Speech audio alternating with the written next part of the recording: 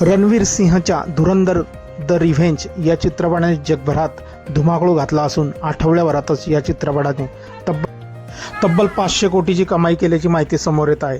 यावरून या चित्रपटाची क्रेज लक्षात येते आहे। या चित्रपटात एका भारतीय गुप्तहेराची गोष्ट दाखवण्यात आली आहे।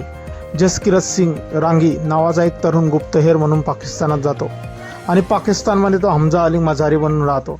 तिथल्या दहशतवाद्यांचा खात्मा करतो। हे कथानक भारतीय प्रेक्षकांना खूप आवडलं, पण दुसरीकडे पाकिस्तानमध्ये मात्र याच चित्रपटामुळे भीतीचं वातावरण निर्माण झालं आहे। सध्या काही व्हिडिओ सोशल मीडियावर व्हायरल होत आहे। या व्हिडिओमध्ये पाकिस्तानी पोलीस गरीब आणि भिकाऱ्यांची तपासणी करताना दिसत आहेत। असा दावा केला जातोय की त्यांनी भारतीय गुप्तहेरांचा संशय घेतला आहे। धुरंधर चित्रपटानंतर पाकिस्तानमध्ये खरोखरच भारतीय गुप्तहेरांचा शोध सुरू आहे का, याबाबत अद्याप कोणताही अधिकृत माहिती समोर आली नाही आहे।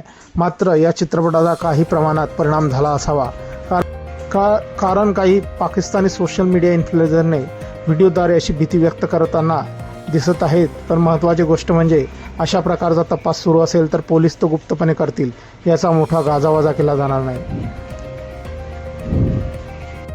कराचीतील लॅरे भागात पोलीस नियमित तपासणी करताना दिसत आहे, त्यामुळे या प्रकरणाचा गुप्तहेर शोध मोहिमेशी थेट संबंध असल्याचे ठामपणे सांगता येत नाही आहे।